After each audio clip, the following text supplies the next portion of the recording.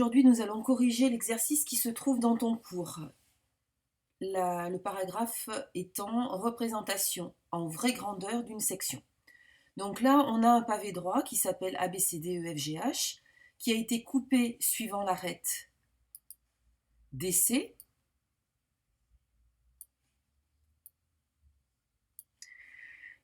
Et on a coupé le pavé suivant le segment IJ. Donc on obtient la section qui est représentée en jaune ici et qui s'appelle ILKJ. Donc ILKJ, par définition, est un rectangle, car quand on coupe un pavé droit parallèlement à une arête, on obtient un rectangle, une section qui est rectangulaire. Voilà, donc ça, c'est déjà une première chose. Et ensuite, il faut connaître les dimensions de ce rectangle pour pouvoir le représenter. Donc on connaît déjà sa largeur, qui vaut 6, et il va falloir représenter la longueur, IL, qui est égale à JK, et qu'il va falloir donc déterminer.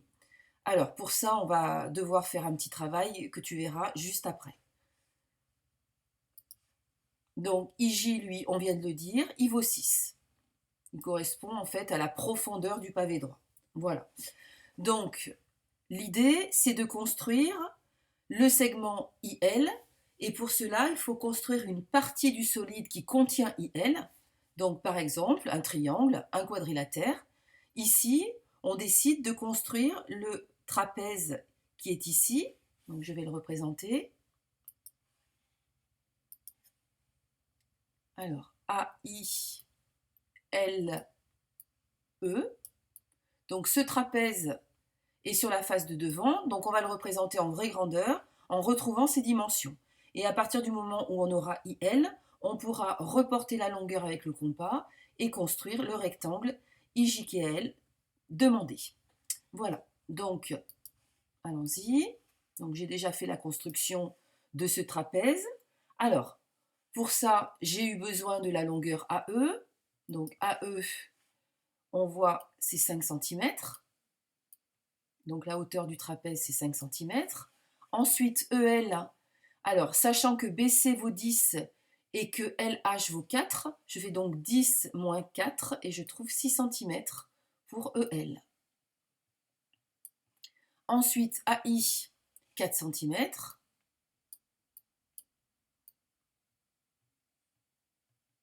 Voilà, donc je commence par construire par exemple le segment EL.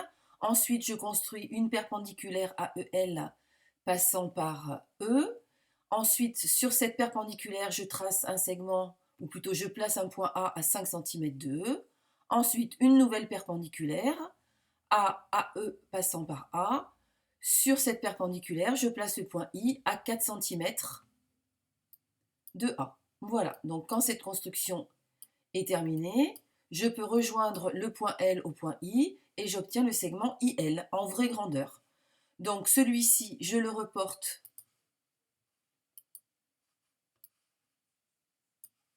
sur mon rectangle que j'ai déjà commencé, puisque je sais déjà que IJ fait 6, un rectangle a 3 angles droits, donc forcément 4. Voilà, là je reporte la longueur et j'obtiens donc ma section dessinée en vraie grandeur qui s'appelle IJKL. Voilà, je vais la représenter pour terminer.